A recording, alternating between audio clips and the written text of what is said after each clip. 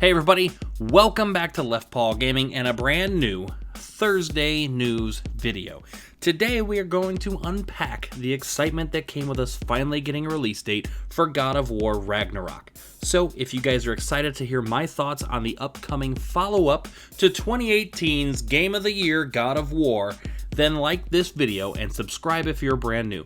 Don't forget to ring that notification bell so you can stay up to date on all of my game walkthroughs and news videos just like this that I post all week long, and leave a comment with your thoughts and excitement to be getting another God of War game. With all of that out of the way, I hope you guys enjoyed today's video. Let's jump in. God of War Ragnarok. Man, if there was ever a title that encapsulates an epic journey, it would be this one. First, we have God of War, which that title by itself has an almost 20-year history of incredible mythology action games. This series began back in 2005 back on the PlayStation 2 and delivered to the world a game where you take control of a Spartan warrior at the behest of Athena to find Pandora's box to defeat Ares, who's the current God of War. Spoilers! That happens and your character Kratos is now dubbed the God of War. The next several years took us through an amazing story of someone who ascended to the level of gods and dared to defy them with epic battles and stunning cutscenes. Remasters and collections followed, but finally, after defeating the Greek gods, 2018, something new emerged. Touted as a soft reboot, Kratos returned, except he was in the realm of Norse mythology now. His history of his Greek exploits hidden from the world that he was in now. Well, I mean, as hidden as he could really get them, but honestly, how much hiding can somebody who defeated all the Greek gods do? Seriously. 2018's God of War brings us back to the title of the upcoming sequel, God of War Ragnarok.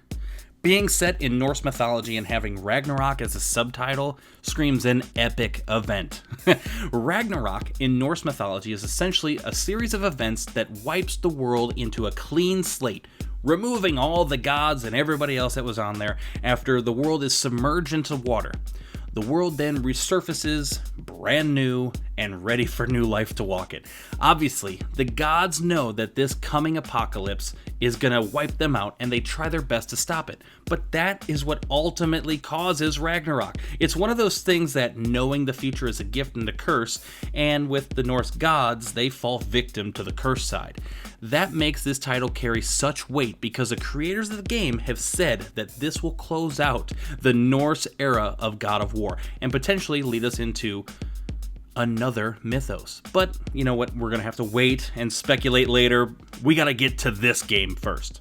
The important thing here is that we finally have been given a date, and now, after a previous delay, thanks COVID, because I cannot blame Christopher Judge, who's the voice of Kratos, who came out and said that he was the reason for delays because the studio gave him time to recover from a surgery that he had. But we were also given rumors of another potential delay. But now, we can all be excited because we know that on November 9th, 2022, the world of gaming will draw our collective breath as we embark on Santa Monica Studios' retelling of Ragnarok. Now, if all that wasn't enough to excite, then maybe talking a bit about what to expect will do the trick. Teased at the end of 2018's Game of the Year, we had the revelation that Atreus is, spoiler, it's 4 years later, get over it, Atreus is Loki. There was also a secret ending wherein we see Thor confronting Kratos and Atreus. Now, Ragnarok will pick up 3 years after the events of the previous game at the end of what is known as Fimbulvinter, which means Great Winter, and is typically the prelude to the events of Ragnarok. We will explore as Kratos and with Atreus at our side as we wander throughout all of the 9 realms in search of a way to, get this, stop Ragnarok. Typical, and I can see why this is going to be the end of our time in a Norse-based God of War era, but obviously from the teaser at the end of the first game, we will be in contact with Thor, who it seems is actually going to be our primary antagonist of this game. And, you know, since we kill her son Baldur in the first game, Freya's gonna be pissed and definitely coming after us as well. But along this touching father-son journey to stop Ragnarok, we are also going to be looking to unlock the mystery that is Atreus' true identity, Loki. This journey will bring us face to face with the previously thought dead Norse god of war, Tyr. Now, I am a huge fan of mythology in general, having been working on a book with ties to Greek mythology for longer than I care to admit on here, so being able to dive into a game with mythology done as well as the God of War games is extremely exciting.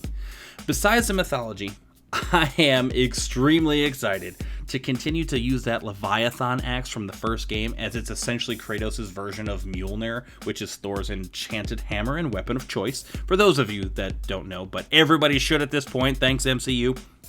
My hope is that we also get to use Kratos' Blades of Chaos and be able to switch back and forth still. For me, playing the original game after having unlocked Blades of Chaos essentially sent the game into an easy mode. The seamless combat to fight with an axe and throw it on command, then whip these blades around before calling the axe back. It was fantastic. Like, I can't wait to do more of that. So much so that I started playing God of War again, and that's probably what you guys are seeing on screen right now. Being that 2018's God of War was the first God of War game that I personally played. Now, let's clear this up. You guys may remember that me mentioning a while back that throughout a period of my life, I would watch friends or family play games that were different from ones that I was playing, but I would watch the whole game, right? Okay, anyway, seeing that the 2018's Game of the Year was the first entry I played for myself, my excitement for November 9th is at an all-time high. And with this drought-like summer we're having in the gaming world, this game will be the answer to so many gamers' prayers. Thank you, thank you, thank you, Santa Monica Studios. Man, that felt like a ton of talking, but the conversation doesn't have to end just because the video's over. Leave a comment with your thoughts on the upcoming God of War game, and check out some of my other videos, my news videos, my game walkthroughs, because I am having an amazing time making content to share with you guys.